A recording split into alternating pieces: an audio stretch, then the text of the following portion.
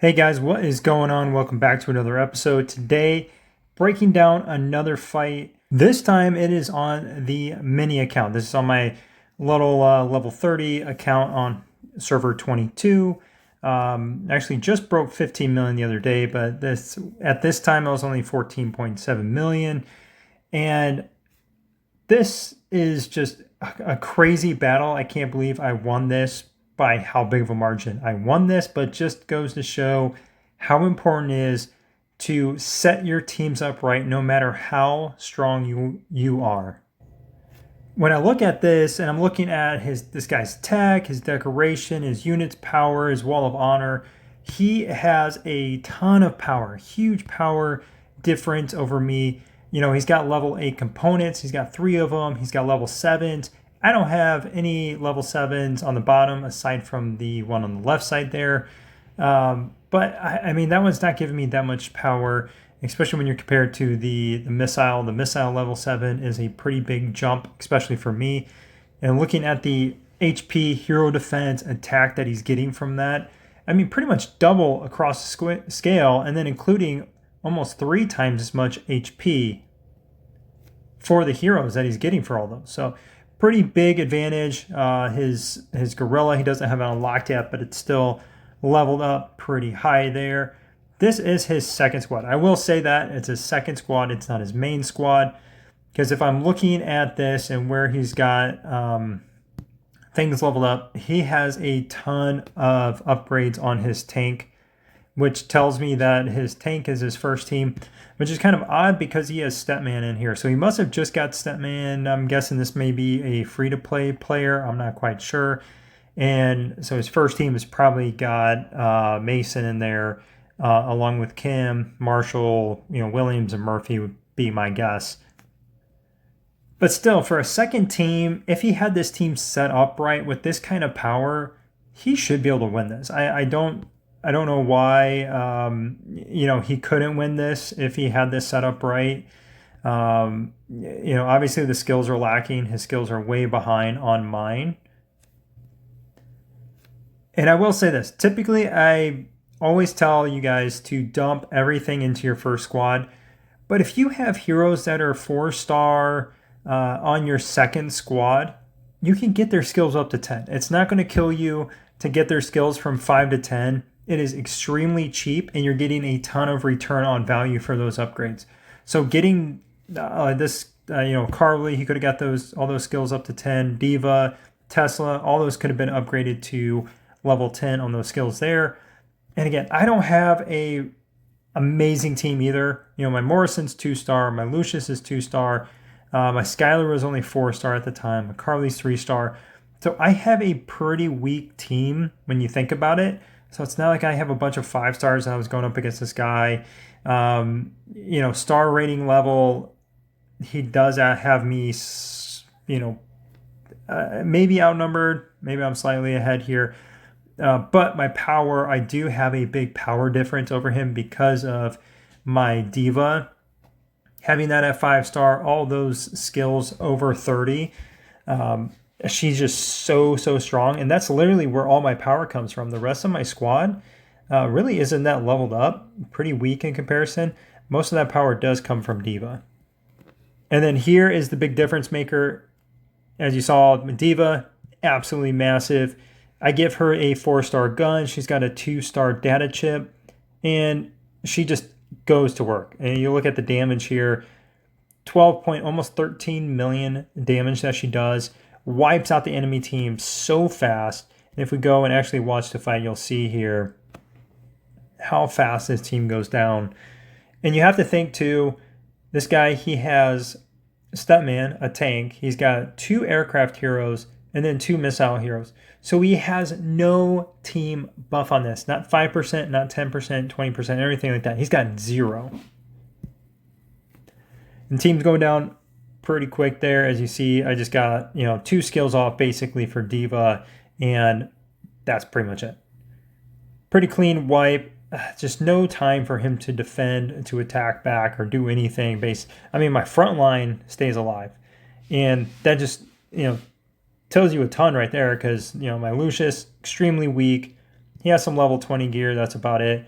But his team, really just isn't doing anything. This is, again, why you don't want to have a bunch of level 10 pieces. This guy has, what is it, 8, 9, 10, 11, 12. Yeah, 12 level 10 pieces. He breaks some of that stuff down and strategizes it. And, he had his step man up at the front row. So he doesn't even have 2 tank heroes or 2 defensive heroes. He had 1 defensive hero and then an attacker, which was only 1 star in the front. So basically leaving everything on Carly. And Carly's not that strong because she's got a level 10 data chip and a level 20 gun. It just doesn't make any sense.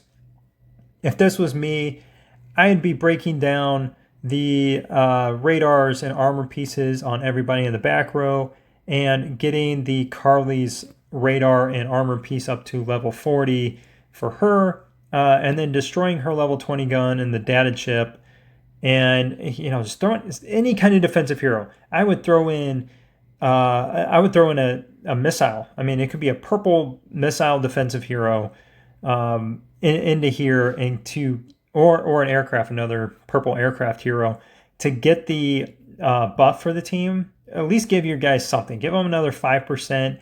That makes a pretty big difference because it's 5% attack, HP, and defense. And then, with Carly, if you get her skills up, and they were all level 10, same thing with D.Va.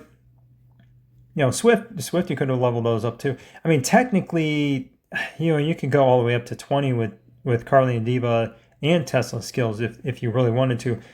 But getting them to level 10 is so cheap, and you're getting so much more value out of those. It's just like, why not do it? I mean, all your heroes, you can easily get up to level 10. That's kind of where you want to stop, though, if it's not your main squad, getting things up to 10. So at least they can do something. And then if you have, say, somebody like D.Va or Tesla and Swift, you can, if you upgrade their skills some, whenever you're fighting the world boss and they're leveled up, and say they're maybe even 5 stars down the road, they can do a good amount of damage, and they're going to be really beneficial when you, say, fight the aircraft world boss and you have D.Va in there, or you fight the missile world boss and you have Swift and Tesla in there and their skills are leveled up some. They're going to do a good amount of damage for you, and it's totally worth getting those up to level 10. Okay, so back to this. Clearly, it's a second team, so it's bound to not do as well.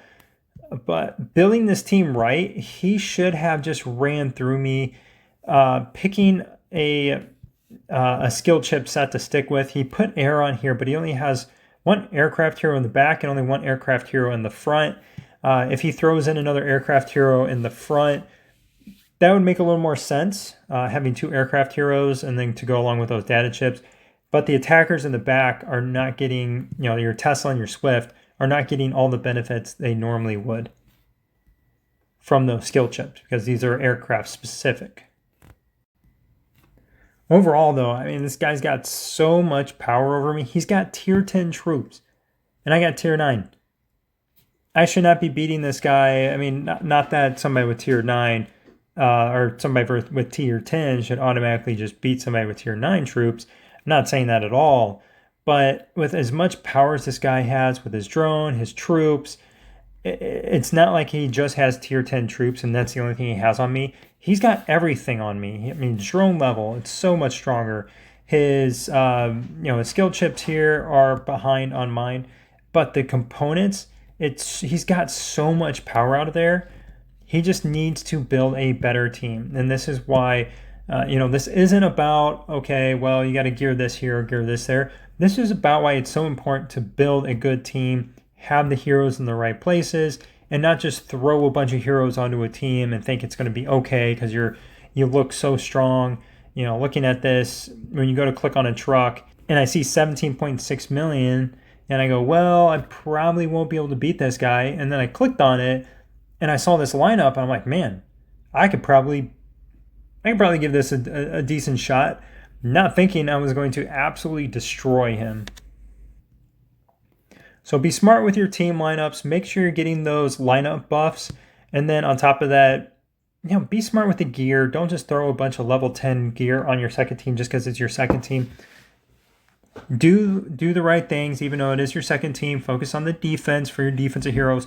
Focus on your attack stuff for your attackers to maximize what you're doing here, so you don't get picked off by my little account. This was a lot of fun and a bit shocking, and I just thought I would share this so you all can see.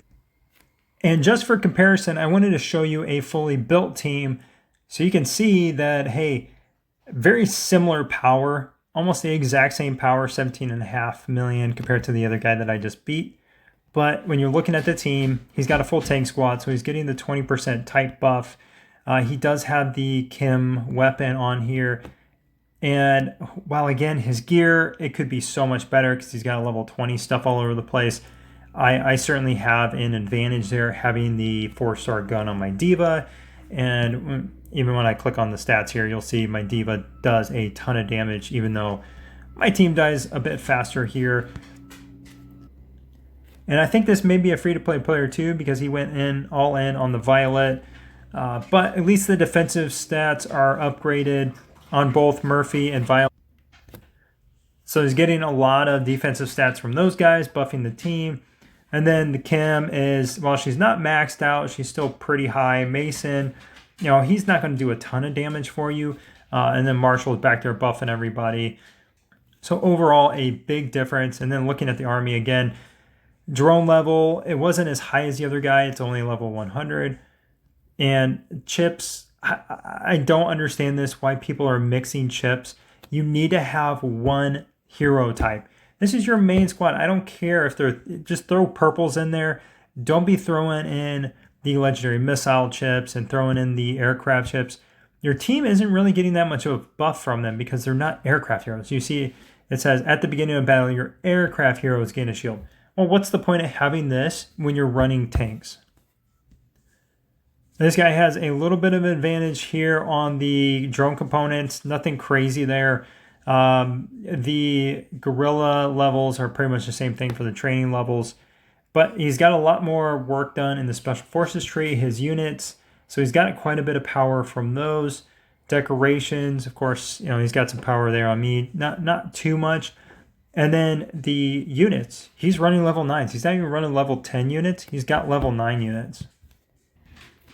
So that makes all the difference, having the right lineup and then also having, skills. It's not like his gear is amazing. It's not that much greater than the other guy I just fought, but he's got his skills leveled up on all of his heroes, and that makes a pretty big difference on top of the 20% attack, defense, and HP buff that he's getting for his lineup bonus that the other guy was not.